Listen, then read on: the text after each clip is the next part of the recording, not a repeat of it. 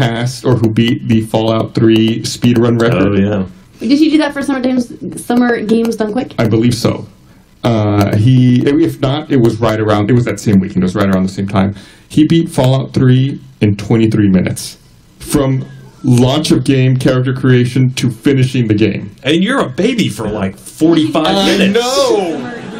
Apparently there are known glitches in the PC version where you can quick save and quick load to get through some geometry. Beat Fallout. So he's a cheater. 23 minutes. Kinda. And he would try to position himself. So like it's a lot of running. It's a lot of running through random encounters. He would try to position himself so that enemies would get behind him and attack him, which would give him a little speed boost forward. And then there's early in the video, a dog attacks. He's like, no, bad dog. The dog gets behind him. He's like, no, wait, good dog. Because every time the dog tries to attack him, he gets a little speed boost forward. The dog attacking was one of the things that freaked me out the most about Fallout 3. I got out of the bunker. The broken roads. It was just this wilderness. It was amazing. And then the dog attacked me. I freaked out. I didn't know what to do because it's a dog. I don't want to kill the dog. The dog attacking was one of the things that freaked me out. All right, so Ashley's done if the apocalypse comes. You're not ready for anything radioactive. No, that's also like I'm having a lot of trouble with zombies. It was like it was amazing, and then it was.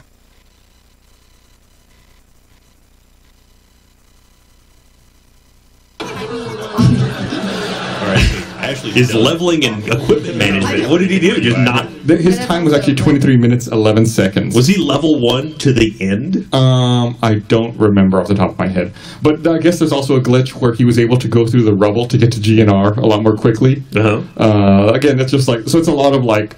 I did that actually by accident in my playthrough. Oh, really? Yeah, I accidentally ended up there. There's like, why? I feel like I skipped a lot. Why am I here? The first time I played Fallout 3. Why are we here? Shut up. No red versus blue quotes. The first time I played Fallout 3, I got out of the vault. I go to Megaton, and they send you to Rivet City. Mm-hmm. I'm sorry, no, they send you. You're supposed to go to GNR to find Three Dog. And I thought, I'm not going to go to GNR. I'm going to explore the world. I explored the world in a straight line to Rivet City. Got there, invalidated all of the GNR quests because I'm at Rivet City at this point, and I was like, oh, fuck! I totally screwed up my quest line the first time through. And then you couldn't get the achievements for that. Right, then I had to go back and start a new playthrough. So I finished that playthrough all the way through, and then had to go back and start a new playthrough. I think I've played Fallout 3 from beginning to end 7 or 8 times at this point. So wow. How upset are you with Bethesda that they still haven't announced Fallout 4? I can wait. The reason I see I can wait is because I had a lot of trouble with New Vegas. New Vegas was a great game, but I encountered a lot of technical issues, and that wasn't Bethesda. That was, I believe, Obsidian who did that one. But it just, I want to make sure that it's got its time to percolate and come out correctly. Well, they're busy with Elder Scrolls Online or whatever. Yeah, but that's not being developed by them either. That's ZeniMax Online. Oh, okay. Which is essentially like they drew a line down a room and they're like, all right, you guys are Bethesda, you guys are ZeniMax Online. I mean, right, but we have no idea what Todd Howard is working on. We haven't heard anything for years. He's been absent from E3. Hopefully that's what he's percolating. Well, Todd, if you're watching this, I'm watching you. We also know that they had those... this is percolation. Those lawsuits against the artist formerly known as Interplay to get the rights to the Fallout MMO universe. And those ended successfully for Bethesda. Depending on your perspective. So you wanted to keep the license or not? It could be there's something for that in the works. I personally, I would rather sooner see a Fallout 4 than a Fallout MMO. Likewise. Yes. Also, especially given that Elder Scrolls Online is troubled. MMOs are just the death of good series. I mean, look at what happened to World of Warcraft. I mean, granted... What? What? Here we go. I mean, granted, some people liked World of Warcraft. About 14 million a month. A few of them played it. But where's my RTS? I've said that before, but... They did something great. I can hit the tables here and it's alright. It's not alright. They continued to progress the Warcraft story through the World of Warcraft narrative. Oh my god! How do you feel about the movie then? Does that also... I'm sorry. Yeah. How do you feel about what? The movie. Oh, come on, this is going to be like the Wing Commander movie. You remember that? Freddie Prinze Jr.? So it's going to be really high quality. I'm excited. I like the director's previous work. It's the guy who directed Moon. It's Moon guy. Yeah. So? Isn't he David Bowie's son? Yes, Duncan Jones. Oh, see, right. That's all I need to know. All I need to know is which loins he came from, and I'm on board with this movie. What fruit did you drop? Right? I mean, we've all seen Labyrinth, am I right? And I think we talked about that as a previous patch, but they wrapped principal photography on that movie probably over a month ago at this point. And we still have no idea what the plot is. No, they said orcs. They said something about global conflict, which is like the plot of every fantasy movie of all time. I mean, you guys saw Dungeons and Dragons. Did you? That'd be kind of funny if it was actually like a bureaucracy movie. There's no conflict. Like Star Wars Episode 1? It's Papers, Please, the movie. There you go. Yes! Oh, by the way, and I brought this up in the last patch, but you weren't there. I finally started playing FTL. Oh, that's a great game. It's a great game. It's hard. I will not touch it. I've owned FTL, I think, for 2 years now. I still haven't fucking beat it. I can see why.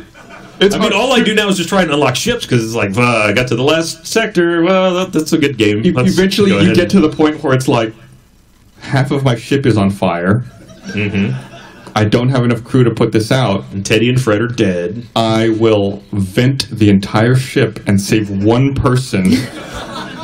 And then we'll see how this goes. It never goes well. You may as well just quit. Yeah, you just hit restart at that point. It's like, oh, well, that guy's done. Can't you just get all your people into the one room that you don't vent?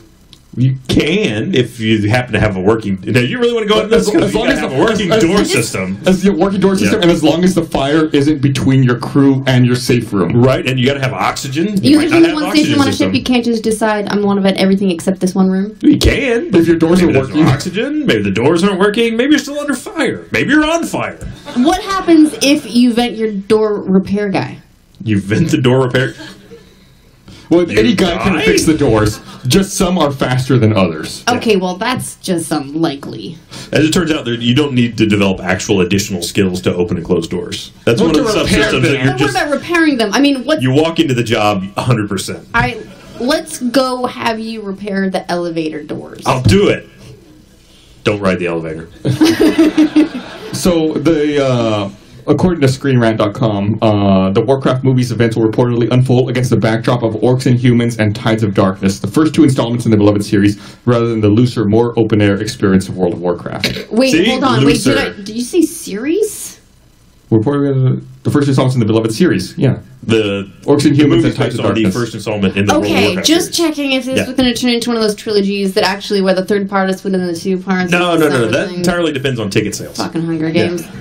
You only get the sequel if you make a lot of money. Okay. So good talk. Next topic. Someone's asking me for a drink. Someone's asking you for a drink? Yeah. Are we running a bar here? Mm-hmm. Caleb. Caleb's asking? So I told him to come up here. Did he hear about your cinnamon and I'll give him a drink. Can you just dump the bottle of water on his head? All right. So we talked about the Fallout. I guess I saw a story here. The Fallout. I sound like my dad. I saw on Joystick that Evolve, I guess, has a sign-up for their alpha that's available now. Yeah, and that's Evolve, fantastic. of course, is the Turtle Rock game. Would that be on their website? Yeah, PC. Put your phones away. Me first. So you have to head to a sign-up site at evolvegame.com, and you enter the password Happy Hunting. Shh! Don't give it out. And the referral code Join the Hunt, and then you get. This is getting How many different passwords do you have to put into this thing? And you have to have a Steam account. Then I guess it's delivered via Steam. Well, Ryan's going to be busy. Yeah, just keep going. And it's limited to North America for any people who live, in... Suck it, Australia. Some terrible place. Anybody? No? None of them came. It's all right. Really? We have a lot of Australians here. I'm surprised there's no Australians in the room. Really? No Australians? No. Wow. Oh, there's one. We got one. I think you're just blinded by the light. That guy. There's a hand in the air. It's distinct. Ha! Sucks to be you, that guy. But it's nice. Evolve also was officially the best game of E3. It was? Mm-hmm. Yep, it won the top award. That No Man's Sky just walked away with it. Except for one little category for RTS not RTS, but it was strategy that actually went to the I'm not Alpha Centauri, but I am. You mean Civilization Beyond Earth? Yeah, that one. It got a release date, October 24th.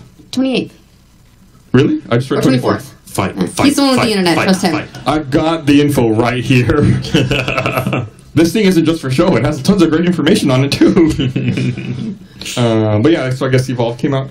Another bit of news. The Wolf Among Us finale is finally coming out next week. And I believe Telltale also teased that the next episode of Walking Dead will be out really soon as well. Good. It's about goddamn time. There was such a huge gap between episode 1 and episode 2 of Wolf Among Us. It started in November, didn't it? It was like a 3 or 4 month gap. I think episode 1 came out in November. I can't think. And so it took for 5 episodes. Let's all agree it was November. Essentially, it took 7 or 8 months for all 5 to come out. Mine didn't work. I got a tap on where it says Wolf Among Us. Here it is. It'll come out July 8th. You heard it here first, unless you read it anywhere on the internet. And if you're the European version, July 9th, and the iOS App Store, July 10th. Is Australia included in European version? That's a good question. It only says North America, Europe, and... Usually. I'm going to go with it. Ha! Suck it, that guy! I'm sorry. I'm sure you're a lovely person. I really apologize. Have either of you guys read the Fables series of comics that Wolf Among Us was based on? No, but actually, because of the Wolf Among Us, I'm thinking of going back and doing it. I know they're ending the series. And, oh, really? And in a weird way, that's one of the things that makes me want to read it, is because I won't have to wait more. Yeah. Every goddamn time I start a book, I get to the end, and then it's a series that hasn't been written yet. So I really like series where I can read all the way to the end and go, story next over. Series. So that's actually one of the reasons that I want to. Interesting. Yeah, I'm not a big comic guy, but I wasn't familiar. I didn't even know that the Fables series existed until Wolf Among Us was available to play. That's Kirkman, right? Robert Kirkman? No, I think Kirkman's Walking Dead. I know he's Walking Dead, but he writes a lot of stuff. Bill Cunningham. Bill Cunningham. Bill Cunningham, if I recall correctly, is the writer for Fables. As I was saying, Bill Cunningham. Great writer. We should have an audience more often. It's like having the Twitter feed, only we can't ignore them. Yeah. And still, the microphone doesn't pick them up, so I still sound smart. That's true. But you just gave away the secret. I always try. So that's one of the things that's hard to do is while we're talking and live, doing the live stream for the patch, is trying to monitor the Twitter stream at the same time and see, to even find valuable comments. Yeah. Well, as soon as you start reading that, it takes you out of line with whatever the conversation going on is. So unless someone's having a really good run of monologue, it's kind of pointless. Mm-hmm. We needed someone to just sit over there and be the Twitter person. We should do that. They could just shout it out if something good comes up. I feel like when we first started doing the patch, I had a hard time finding... Well, I shouldn't say I had a hard time. There were definitely other tweets that were being sent out with the hashtag the patch. There still are occasionally, you just come across and you're like, oh, having a great day. And I'm like, oh, that's wonderful. And then I realize that they're not talking about the patch at all. They're talking about, some place they are that actually has a sunset. Kicking my smoking habit. Thanks, hashtag the patch. More than that, the topic most frequently discussed with hashtag the patch that isn't our patch is gardening. What? Oh, like pumpkin patch? I guess. Yeah, okay. Oh. So I see a lot of... Is that what they're talking about? I see a lot of tweets with regards to gardening with hashtag. You're seeing lots of soil samplings, and it's like, what? Yeah, there is a lot of talk about dirt now that you mention it. Mm-hmm. That could be, negative comparison for our particular podcast. But no, I was, just... You guys are like fertilizer. Yeah. Shit. Maybe we should just take them.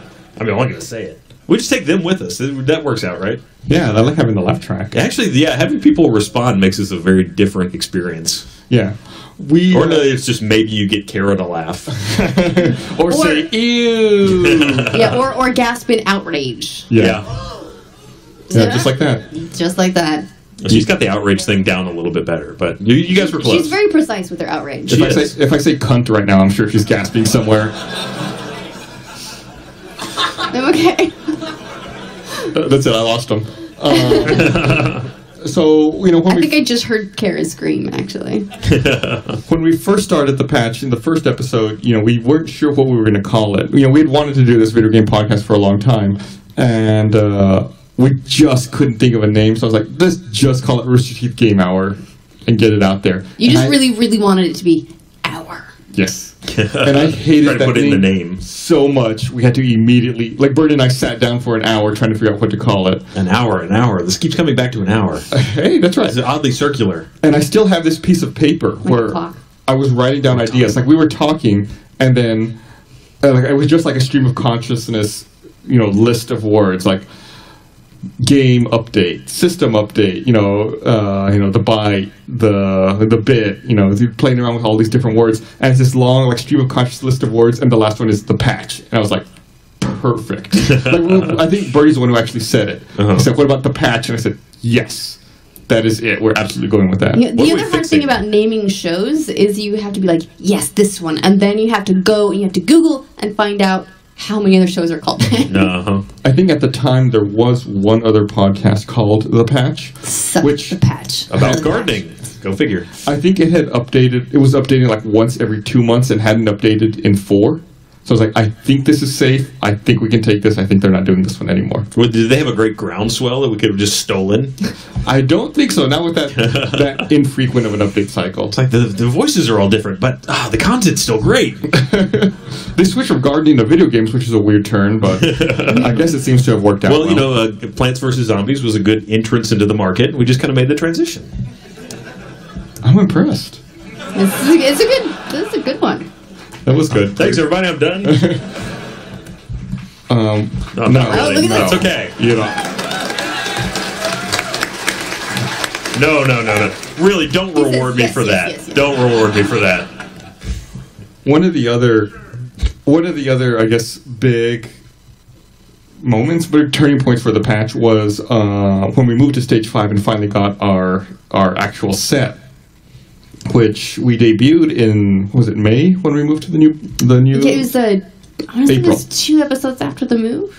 Yeah, so it must have been April. Because I remember there was one of you guys using the moving boxes. Oh, right. Well, that was a RT podcast. No, there was another one where we still moved in. Everything was all over the place. You were at the old school patch table, the tall one. And it was dark. In front of a bunch of boxes. It was like we were in the basement of a convention center.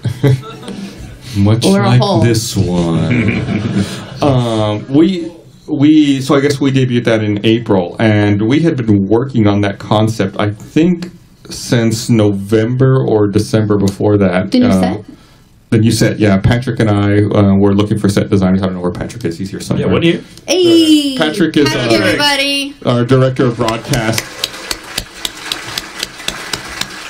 Patrick oversees all of our, we call it our broadcast division, which encompasses the podcast, the Know, and a lot of other things. Yeah, and all of our live shows. So there was a week not too long ago where we had 6 live broadcasts in 7 days. It was 6 days in a row of all live broadcasts, and Patrick was on board and managing all of them, including the entire 12-hour live stream for Laser Team. He was there the whole time running everything. Yeah, so big I don't think we even let him have bathroom breaks. We just made him go in a bottle. He likes that. So Patrick and I met with. That was a good Kara, by the way. Yeah, right there. Met with set designers and kicked around concepts for a long time before we finally went with one. And we found a local set designer who made the current iteration of the patch set. And I remember we got pretty far along down the process. And then I realized one day that we had never cleared it with Matt or Bernie. And then one day Matt and Bernie say, what is the new patch set going to look like?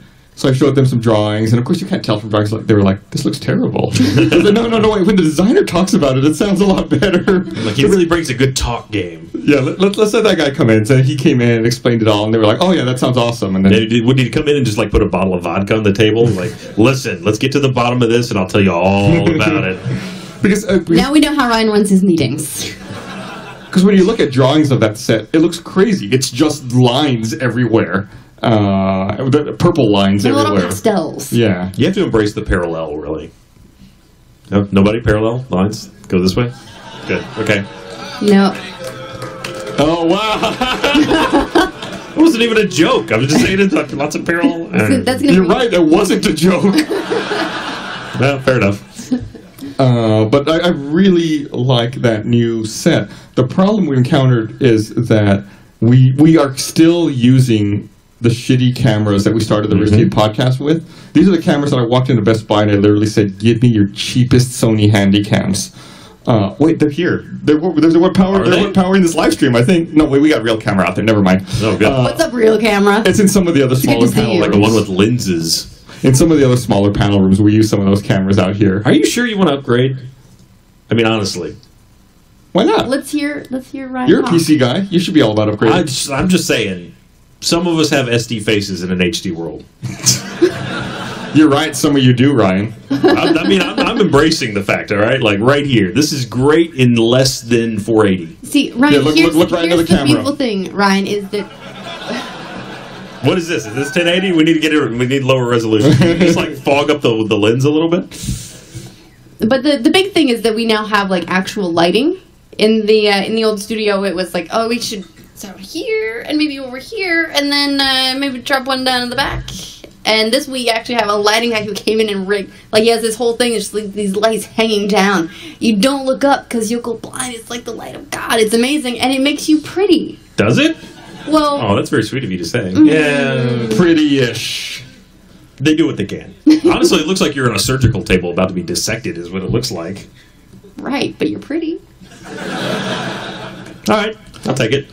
So with the here comes, as part of the new set, we have it's our current set. As part of the current set, we have a built-in table and a monitor on the front end of the table, and I get driven a little crazy reading comments for the Rooster Teeth podcast and for the patch, especially when I read comments where like people will talk about the Rooster Teeth podcast set and say things like, "They're sitting too far apart. They should sit closer." Then we have the patch set, which is close, and they said, "They're sitting too close. They should sit further apart." What do you want? See, here's the trouble with that, is assuming that the comments have any kind of consensus. Yeah. Mm-hmm. No, there's an optimal distance for conversation, and we have not yet honed in on it. We'll hit it. Mm-hmm. I think Pythagoras did some work in this area, but sooner or later, we're bound to stumble on it. Yeah, and I believe the current table that we all sit at is almost the same size as our previous patch table. I think it's a couple of inches smaller, but it's pretty close to the same size. Yeah, I think also it's a little bit different because we're now behind a thing. Yeah. Which is like it's... Yeah.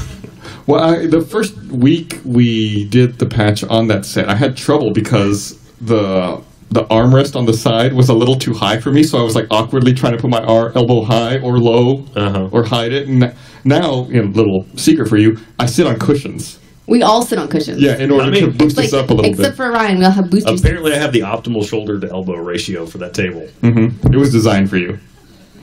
That's fine. I'll take your cushion. I could use double cushions. Okay. The princess in the No one gave me one. Maybe you guys are just holding out on the cushions. I probably did take it. Were you mad, bro? Little. But yeah, so I really like that set. I'm hoping we can continue to expand it and do things to give displays or iPads to everyone involved. That way everyone can check Twitter or do something. If we could get cybernetic implants also, that would be great. You get what? Cybernetic implants. Is that an option? Just saying, our set looks kind of like a spaceship. Cybernetic implants? What? Is that what she said? Cybernetic implants. Cybernetic implants. I feel like I'm playing that telephone game where I'm the only one in the middle that understands the words. The lights on that are also customizable, right? Yeah, that's what I'm talking about. That's why I started talking about the shitty cameras. The lights in the back of the set can change to different colors and different brightnesses. And I think during the 12-hour Indiegogo live stream, we had to set the colors a little differently. The problem we encounter is our cameras are so terrible that you can't adjust shutter speed. So when you do different colors or different intensities, the lights look like they're flickering on the camera. So we have dialed in exactly the colors and the intensities we can use. So we're hoping once we upgrade the cameras that maybe every week we can swap the colors out. There's be more colors you can't use. Yeah, there's a little variation on the backer stream for Laser Team. It was blue and white, I think, and that looked amazing, and that was fine. But apparently it's when you get into the tinier details of the colors, can you make this a little bit more teal, that you get a lot of problems. Yeah. Don't be picky. That's the lesson. Yeah, no teal. No teal? Suckers. The teal, and then also definitely because the lighting guy explained it to us that apparently those LEDs don't really work on dimmers. Like when you use a dimmer on them, it doesn't actually dim it. It just makes the LED start blinking. But it blinks so quickly, it's indetectable to the human eye. That sounds like a seizure warning in a box. But you can't tell. Well, but the camera can tell. All right. This essentially what it's doing is it's turning on and off really quickly, and the dimmer you want it, the longer it stays off. Sounds like the stupidest way to do it. I guess with the LED, maybe you don't have an option. Right, that's the only way you can do an LED, apparently. All right. So that's why you see a flicker with the camera, but your eyes are too slow and dumb to be able to tell. Stupid eyes. Stupid evolution. I'm trying to get caught up on news here. I also read, this is, I guess, only somewhat related to gaming, that, speaking of crowdfunding, that Reading Rainbow finally concluded its Kickstarter. Ooh, what did it end at? $5.4 million. Dude, congratulations to LeVar Burton. That's amazing. And is that including the $1 million that was it Seth MacFarlane matched? I don't know if that includes the $1 million match from Seth MacFarlane. Well, when you get that high, it wasn't $1 million. I mean, really. Because this is the number that they show on the Kickstarter page. Oh, so it's probably not. So unless he donated through Kickstarter at the end, maybe he kicked it in there directly. No, because he was donating between 4 and 5, and I know they got past 4.4 while that was happening. So I'm sure that probably does not include it. Oh, that's awesome. Good for him. I'm happy to see it back. Yeah, I remember that show very fondly as a kid. Mm-hmm. LeVar Burton was awesome. He gave you books, and then he gave you science. So yeah, they had their initial goal was $1 million. They hit it within 11 hours of launch. So I'm really, really excited about that. Glad to hit that stretch goal. It's a little... I don't know what... I think Seth MacFarlane's trying maybe to change his public image. I don't know if anyone agrees with me. Didn't he just do A Million Ways to Die in the West? Well, yes. No one saw that, though, so it's okay. But he produced the Cosmos series with Neil deGrasse Tyson. Oh, that's right, he did. And now he did, $1 million matching for the Reading Rainbow Kickstarter. I think maybe do you think maybe he's trying to distance himself from, like, the potty humor? And maybe he's just growing up a little bit. Yeah. It's loud. He can do that eventually. It's such a weird transition of money to take it in from Family Guy and then give it to Cosmos. And Reading Rainbow. Yeah. What an intellectual shift in monetary value. You're still hitting the table. And Gus hasn't killed you yet. I'm really impressed. Gus, your restraint is... More than anything, it's your wedding ring that's fucking this up. I missed. That's impressive. Why I gotta be married? Why you gotta be married? Legitimate children? No bastards? My heirs? I don't know. Your heirs. You just want to make I can call them that, right? I made them. I hope.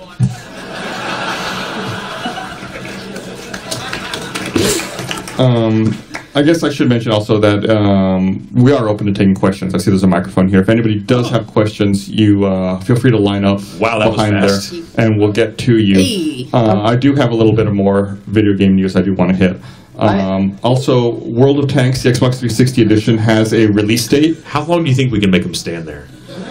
Hold on. There are only 25 minutes left in this panel. All right, sorry. World of Tanks. Oh, okay. Good things. World of Tanks, 25 minutes max. Okay. Xbox 360 edition has a release date. It's hitting retail August 12th in North and South America, August 14th in Asia Pacific, and August 29th in Europe. So Australia does get it over 2 weeks before Europe. You're welcome, that guy. Pretty good. World of Tanks is a really fun game. The game, yeah, it is actually pretty fun. I'm excited. I still have not played the 360 version. I typically play it on my PC. Yeah, me either. But I mean, it's a fun game. I can't imagine it loses anything really in translation. I feel like you should be able to play that just fine with a gamepad. I imagine a lot of people actually play it with controllers, some sort of controller setup. Mm-hmm. Yeah, on my PC I play just mouse and keyboard, but maybe I should be playing with a controller. Controllers have changed PC gaming for me. Really? Yeah, until a week or two ago. I never thought, I was like, yeah, I know that they have controller support, blah, blah, blah, blah, but if I'm going to play a PC game, I'm going to play mouse keyboard. That's why I would choose to play it on PC, is because I prefer that input. Then I started playing with a controller, and I thought, oh my god, this is amazing.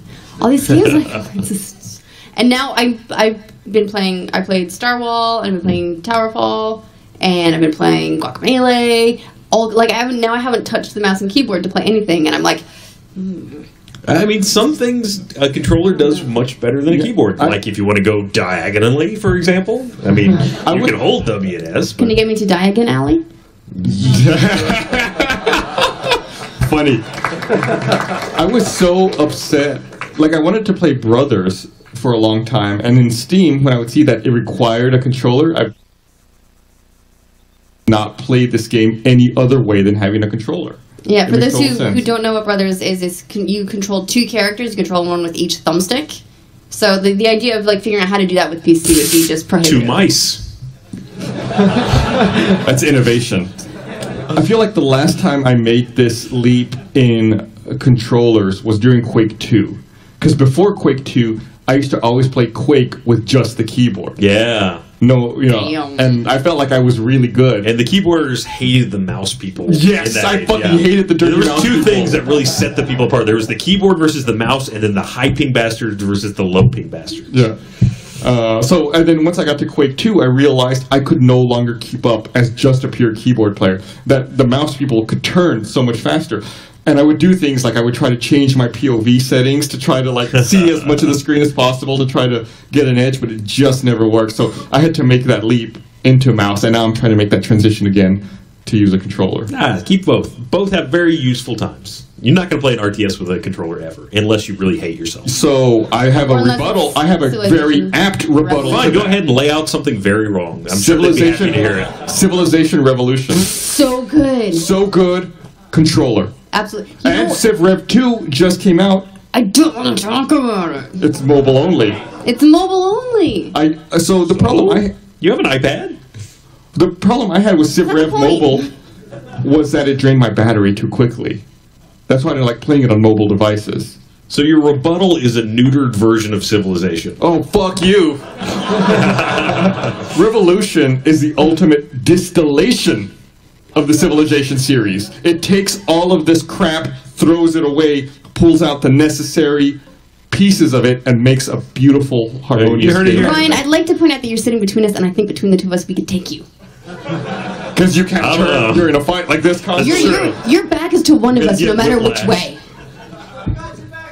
Thank you.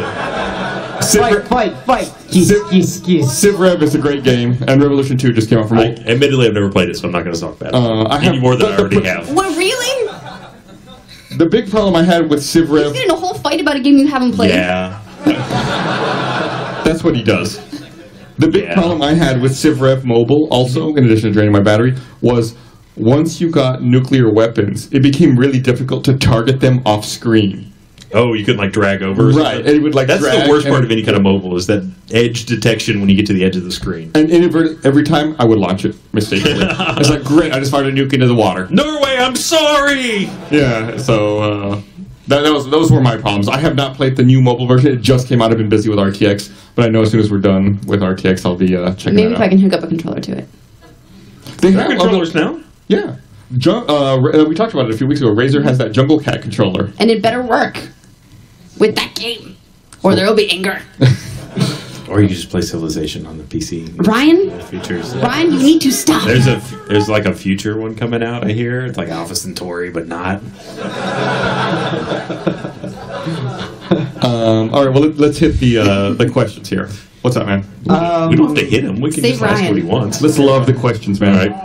Actually, can I get the camera towards me? Is that possible? Oh, no. I just feel that... gotta be on screen, This is lacking in advertisements. So, lacking in advertisements. Tackle of the Patch is brought to you by RTX. That's about it. Are we sponsoring our own patch? You wanted a camera for that? Why not? That wasn't even a question. I've worked for 12 years to get the cameras pointed in this direction. I actually do have a question. How many hours does it approximately take to research everything for the No and even the patch? Well, so for the No, I'd say that on average we're looking at an hour or two to research plus script writing time. But patch is a lot different because, for me at least, it's a lot of stuff that I've come across during the week. So there's less active research and like, oh yeah, let's talk about this, let's talk about this, let's talk about this, and I feel like I know what I'm talking about. I hesitate to suggest topics that I haven't actually researched. Yeah, I'm glad you actually asked this question. This is something I wanted to talk about during this panel. So the way it normally works is after I finish RT Podcast on Monday, I normally send an email to whoever's going to be on that Wednesday's patch, and I just double check, like, are you available? Can you do this? They'll reply, no. And I say, you have to do it anyway. And then on we do our stream on Wednesday. So Wednesday morning, when I get into the office around 9 or so, I'll begin going through the previous week's news, and I'll email everyone else who's going to be on the patch just a long list of links. And I tell them if there's anything I've missed, make sure you get it to Patrick by 2 p.m. That way we can have it all ready for the stream.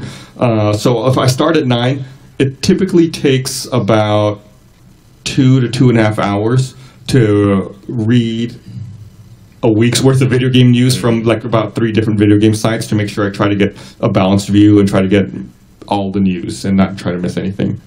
So I think about 2.5 hours. And we don't necessarily talk about half of the things that I'll send links for. No, yeah, it's more so that we can we can have a certain level of education if they come up. Yes. Mm-hmm. And then, of course, other people who are on the patch will, chip back with their stuff, and I'll read up on that also. And then it'll tell us that we have to have everything to Patrick by 1 if it's going to go on screen, and so we'll get it all to Patrick by 3. That's pretty much how it goes. Yeah, that's the way it runs. Okay, and one more really quick. Ryan, how much did you spend on the Steam summer sale by any chance? Honestly, I didn't, not as much as you think. Well, one, because it's a sale, so it's usually advantageous to buy things during a sale. Excellent point. I think you've done something wrong if you spent too much. But a lot of the stuff that came up was things that I already played, or I have a weird thing where a lot of games I would prefer to play on a PC, but I know that I have access to it for free on the shelf on Xbox or Xbox One, so I just won't buy them.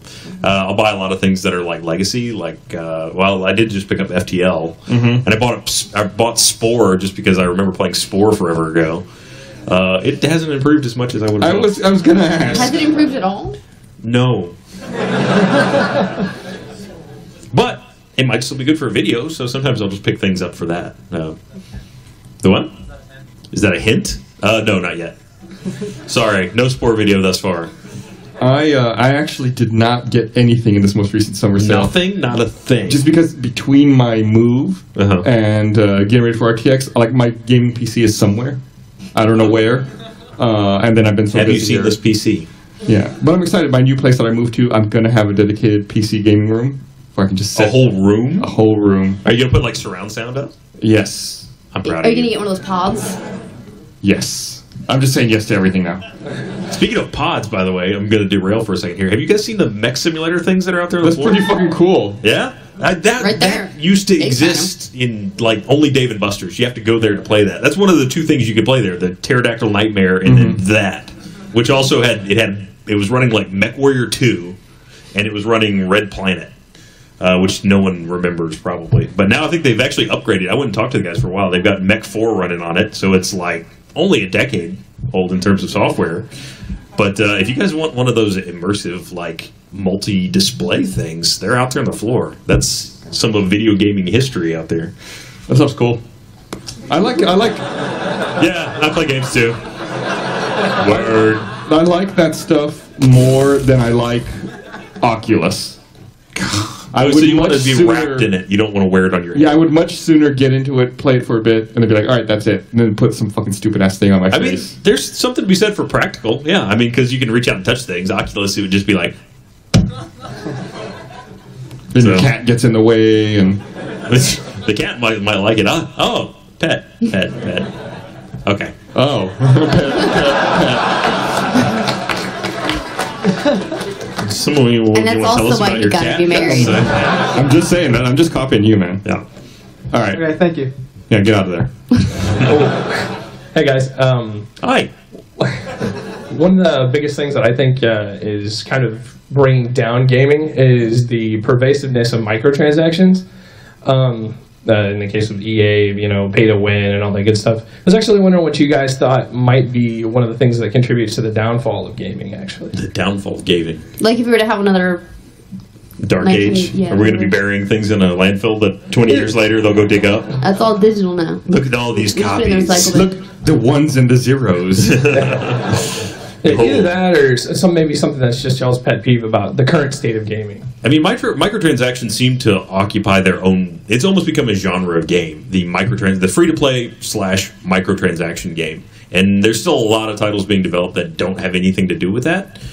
So as long as that balance is maintained, and I think the market does an effective job of deciding that. You know, games that do microtransactions well succeed and thrive. Games that do it poorly and that cause trouble and that make us angry, Dungeon Keeper, right? And they don't make money.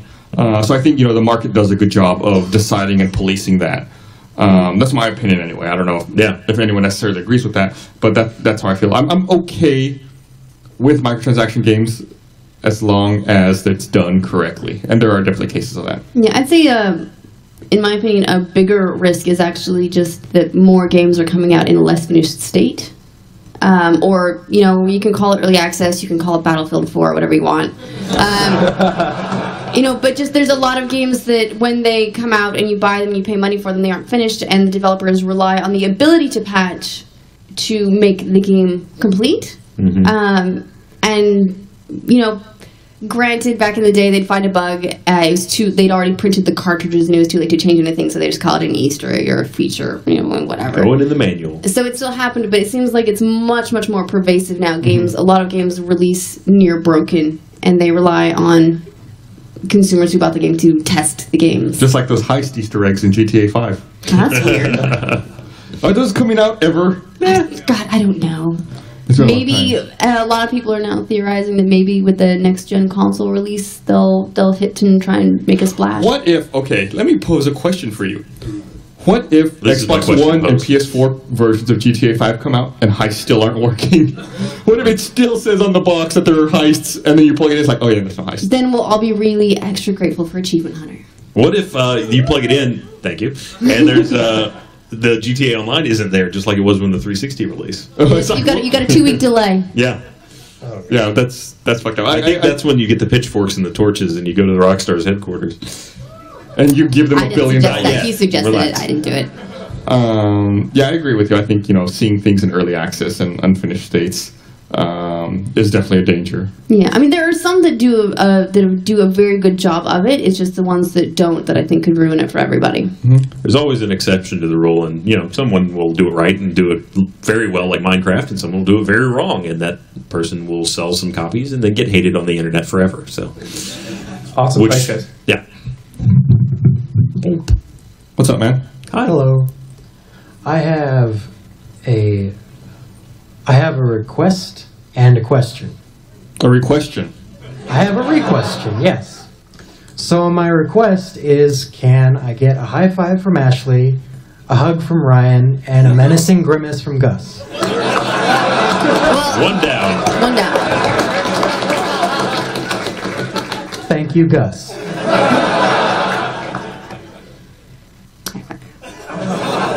You gotta come up here for that. I can't reach. Can't do it for you. What am I, Elastigirl? We have not perfected long distance high five. Just to be fair, I would like to say I think you did this in the wrong order, but okay. Make it close.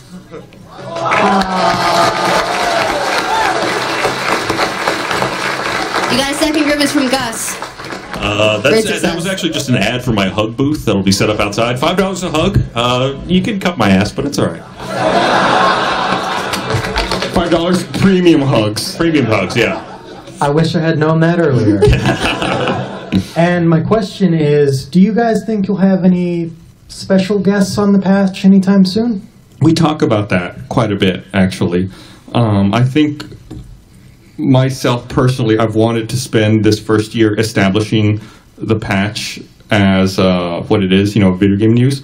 Moving forward, I would like to have the occasional guest. I don't think I could foresee having a guest for an entire hour, but I think I would like to have guests from the gaming industry join us for segments to talk about their opinion about the state of gaming. What do they think is a potential danger to video games, and what are they working on?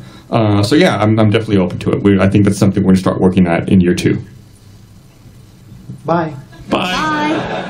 I like that guy. Sorry, I'm getting a grimace now. Hi, how's it going? Hey. Good. Hey, so I was wondering, like, with the beginning of the patch, the no wasn't around, and so it always kind of seemed like with you're trying to get through the notes as much as possible, and it seemed like you guys were in a rush. But now with the no being around, does it kind of take off some weight of not having on the patch to go through every single little no? I don't think so. I don't feel like once the no took off that I approached the list any differently. There are still some weeks, like at E3, where we'll get to the end and I say, there's a bunch of things I want to talk about, and I'll rattle them off.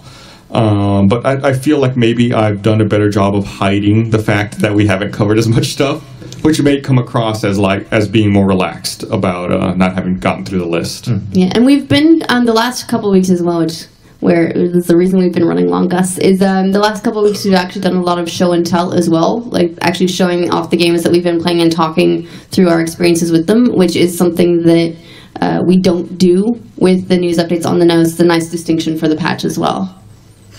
I'm looking for the run times on these most recent episodes. Sorry for that extra hour and a half. They're really reasonable. Yeah, you don't need to worry about that. Nah, really, Daddy Gus, don't look. I've been stuck here. Daddy Gus? Well, he's podcast daddy. That's what's behind me. Wait, you mean he doesn't spank you?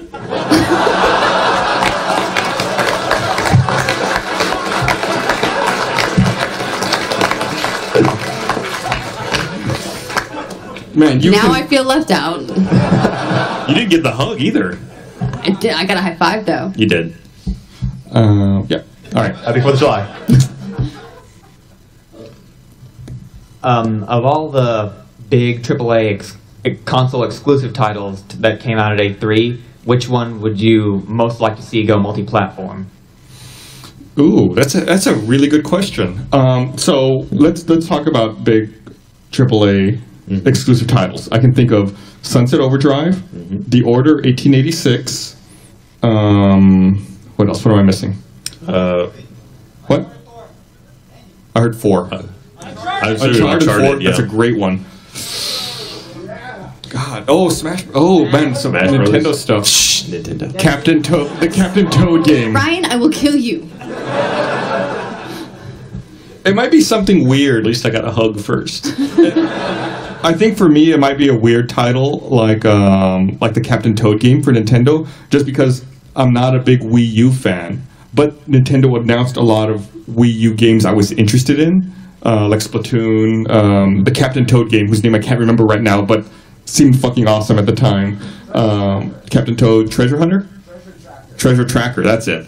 That's one of my most anticipated games for E3. I can't believe I'm saying that. You've really pegged in on the one category of games that will never be multi-platform. But stretching beyond that, I think I'd like to see maybe primarily a game on the Xbox One. So I'd like to see a Sony title come over, like maybe The Order 1886. I would say Uncharted, but I feel like I'm so invested in Uncharted on the PlayStation platform that would feel weird to me switching over. Really? Yeah, I would like to see more of a new IP. If there's one thing that, so it was like with Mass Effect, the first one wasn't originally on PlayStation, and then you had to download a thing to make the decisions for the first one, for the in order to continue the story in 2. That's just not going to do it. I mean, the first one was so amazing, and a lot of people you wouldn't get that experience if you are picking it up most of the way through a series on a new platform. So I'd say it's something new. I think Scalebound would do really well on PlayStation because it is a Japanese game and it's being made by Platinum. I think it would do really, really well there. That's a good call. Yeah. Fuck yeah. Right. I'm going to go with their answers. I have a weird perspective because I'm so fortunate in that I have at work all of them, pretty much. It's hard for me. It's like, I just need to put it in that one instead of that one. Right. I know. Ryan's that spoiled rich kid down the street you fucking hate. I don't have him at home. I wish. But not until the hug booth gets off the ground. All right. Thanks. You just dismissed that guy. Get out. What's up? Count. But actually, 1, 2, 3, 4, 5, 6. Sorry, what? This is for Ashley. Why do you care so much? It sounds mean. That sounds mean. Why do you care so much? That sounds mean. But about the gender of the protagonist in a video game, Why does that? No, it's okay. That's it. No, it's an absolutely valid question. So I play a lot of single player games where it's a male protagonist. It's no big deal. When I have the opportunity, I go as a female just because generally the choices presented to the female characters are ones that I'm more likely to encounter. They're geared towards the kinds of decisions and things that I would be making in real life. So it's easier to not quite role play because I never think that I'm the character, but to sort of sit in that world. Whereas I don't ever play as a dude and be like, I'm gonna bang every chick on this spaceship. Yeah. I'm like, oh, I like Garrus. He's shy, and he's like, oh my god. So like when I just feel more comfortable playing as a female character in those kinds of situations. Obviously, games like Mass Effect and the later Fable games, you could do that, and it had a big difference in the way the game played out for you, and I really appreciate it. But like, I'm not going to get really upset that Drake is a dude, and why can't I play as a chick in the Drake game? Well, that's also like looking at a gameplay perspective. It's like watching someone's story as opposed to creating your own story, like looking at like an Uncharted game versus a Mass Effect. Yeah, so I'm assuming that this is in reference to, we talked about this kind of in reference to the whole Assassin's Creed gender thing, is I have no problem playing as a dude in the single player. That makes sense. The story's made for that. It's geared towards it. But if I'm jumping into a co-op game and it's not my world anymore, it's someone else's world, why not? Why can't I be a chick? It's not a big deal. Besides, they tend to have really cool outfits. Did you see like the female assassins in the earlier Assassin's Creed? That was amazing. They looked cool. Also, I hate to be that guy, but can I take a selfie with you guys? Yeah. From there. Oh, he's doing it. I'll do it.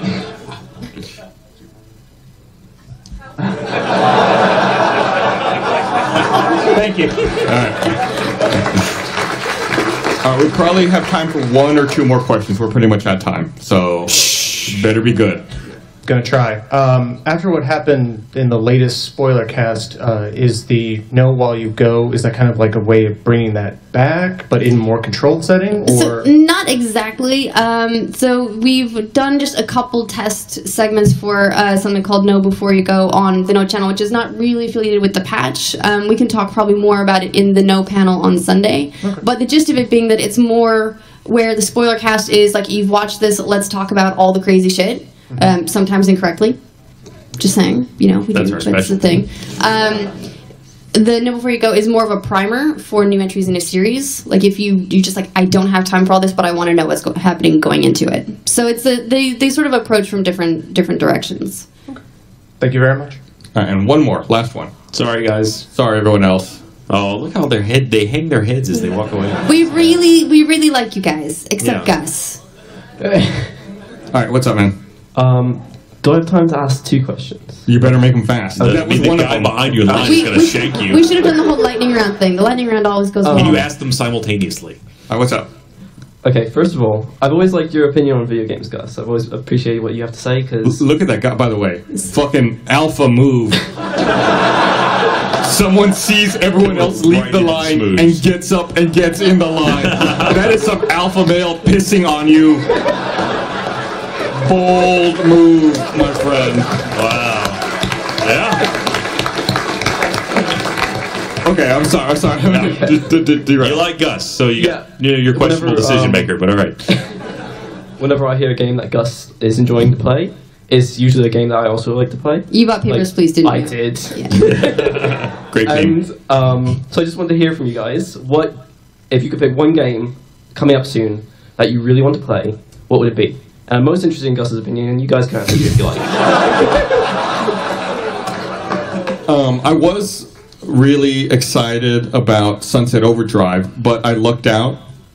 Since I helped organize RTX, they actually let me play it this morning. So I can't say that one. I'm bragging, yes. A little humble brag there. Ooh, Mr. Exclusive Access. Hey, what can I say? Yeah. Beyond that, there's a lot of stuff I'm looking forward to. It's hard to pick one. If I had to pick one at this stage in the game, it might be Uncharted 4, just because I'm such a fan of the Uncharted series. That's probably going to be what I'm going to go with. Evolved. Kingdom Hearts 3. Wow. Suck it, guys. That's an answer to go out on. All right. Well, thanks, man. Sorry. What? He had a second. And also, talking about Assassin's Creed 4. Don't you, like... 4 or 5? Sorry, Unity. Unity. 6. Same thing. It's... Whatever it is. You guys, I mean, I've already heard your opinion from a later patch. But don't you guys think that, like... I feel like really the issue is not really that they're not modeling females, but that they're not modeling extra characters for the other assassins. Like, you all 4 players on there, I feel like that's missing out on a huge chance for expanded plot and storyline, because it's not really that big of a stretch to assume that one person has multiple relatives. Well, I think the question there lies in maybe story elements that they haven't revealed yet. You know, like, what is the motivation for having different iterations of the same character coexisting in the same timeline in the same universe? Okay. So I feel like there may be a story hook there that hasn't been unveiled yet. They look, I mean, do they not look fairly different in the trailer, though? I mean, They do, but it's hard to tell. There's so little that we know about it at this point. We don't know if you're randomly assigned, like oh, you're the green guy in this one. Because apparently everyone appears as Arna to themselves. Okay. You mean, so you're saying that to yourself, you appear from a camera view from the back to be a hooded person whose face you can't see? Assuming you look like the blue guy. Okay. You said green. Well, no, but blue I might be the blue guy to me, but I might show up to Ryan as the green guy because he's the blue guy to him. That's confusing. Right? Anyway, but it's not known whether that's actually the case or whether there are costume customization options within the game that they haven't detailed yet, which will allow you to have each of those different costumes, which you then take into the multiplayer. There's a lot that would be nice to know. That at the moment we just don't. Yeah. So we're left speculating a lot of stuff that the Assassin's Creed developers probably wish we wouldn't. Thank you. Thanks. And sorry, Guy, I appreciate your bold move, but we are at time. We need to call it quits. So I want to thank everyone for joining us, and check us out next Wednesday for another episode of The Patch.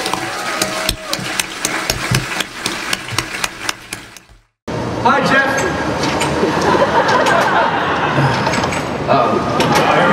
There's a real storm brewing out there. It's the worst